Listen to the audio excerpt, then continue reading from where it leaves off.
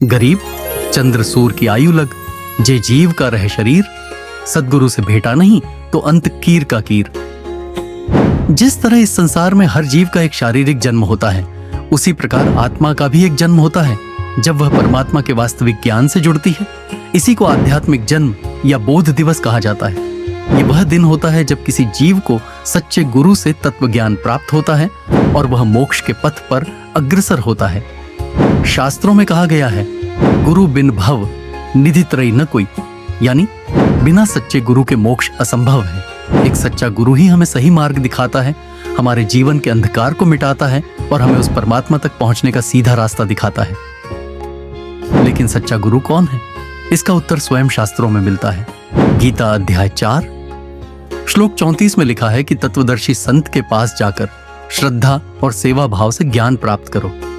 आज के समय में एकमात्र तत्वदर्शी संत हैं संत रामपाल जी महाराज, जो सभी धार्मिक ग्रंथों के आधार पर हमें वास्तविक भक्ति का मार्ग दिखा रहे हैं। संत रामपाल जी महाराज जी का जन्म 8 सितंबर 1951 को हरियाणा के सोनीपत जिले के धनाना गांव में हुआ था।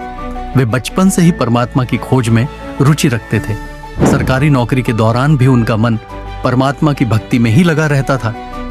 लेकिन असली बदलाव आया 17 फरवरी 1988 की रात को, जब उन्होंने अपने सद्गुरु स्वामी रामदेवानंद जी महाराज से नाम दीक्षा प्राप्त की। इस दिन से उनका आध्यात्मिक जन्म हुआ और आज यह दिवस उनके करोड़ों अनुयायियों के लिए एक पावन पर्व बन चुका है। चलिए सुनते हैं संत रामपाल जी महाराज के विचार। परमात्मा स्वयं आते हैं इस तत्व ज्ञान को बताने के लिए। वो प्रत्येक युग में आते हैं। सतयुग में परमेश्वर का नाम सत सुकृत था और त्रेता में परमेश्वर का नाम मुनिंदर था, मुनिंदर ऋषि। द्वापर में करुणा में और कलयुग में कबीर देव, कबीर साहब उनका नाम रहा है। पुण्यात्मा, यदि परमेश्वर नहीं आते यहाँ पर तो हमें यह भक्ति मार्ग प्राप्त नहीं होता। हम अपना जीवन नष्ट करते रहते। कितना महा उपकार किया उस परम पिता ने आके। और पुण्यात्माओं, जो ये समागम 5 दिवस का चल रहा है, ये इस दास को इस फाल्गुन मास की अमावस्या को इस दास को दीक्षा प्राप्त हुई थी। और परमात्मा कहते हैं, जिस दिन सतगुरु भेंटिया 100 दिन लेखे जान, बाकी समय बर्बाद गया तेरा बिना गुरु के नाम। जिस दिन आपको दीक्षा प्राप्त हुई वो आपका आध्यात्मिक जन्म है। पुण्यात्माओं, ये दिन जो इतना महत्वपूर्ण है, फाल्गुन की अमावस्या, सन 1988 को यही फाल्गुन की अमावस्या के दिन दास को उपदेश प्राप्त हुआ था मेरे पूज्य गुरुदेव परम पूज्य स्वामी रामदेवानंद जी महाराज से। और पुण्यात्माओं, अगर वो दिन मुझे प्राप्त ना होता तो आज आप भी दुखी रहते, वंचित रहते और दास का भी जीवन नष्ट हो जाता। अब वो दिन इस जिंदगी में भूला नहीं जा सकता। तो उस उपलक्ष्य में ये ज्ञान, ये समागम हो रहा है। तो जिस तरह दास को ये ज्ञान हुआ, और ये दास पहले यही डले ढो रहा था, लोक वेद के आधार से भक्ति कर रहा था। पीछे लग गया जाऊं था मैं लोक वेद के साथ, रस्ते में सतगुरु मिले है दीपक दे दिया हाथ। तो दास भी यही लोक वेद के आधार से बाबा श्याम जी की जय हो, बाबा श्याम जी के पुजारी, और फिर हनुमान जी के पुजारी। 25 वर्ष तक दास ने हनुमान जी का व्रत रखा। मंगलवार का हनुमान चालीसा 7 बार प्रतिदिन कंटिन्यूस करना। फिर श्री राम, श्री कृष्ण हमारे इष्ट, शंकर भगवान भी साथ में पूज्य। यानी इस तरह का हम सारे ही पूजाओं का ढेर सारी पूजाएं किया करते थे। और जो भी घर में सुख हुआ, जैसे बच्चा पढ़ता है तो पास होता है, सफल होता है, परीक्षा में तो वो कह सोचता है कि मेरे भगवान ने मुझे पास कर दिया। हम उनके 100 शुक्र मनाते थे, सारे देवताओं के नाम लेते थे इकट्ठे।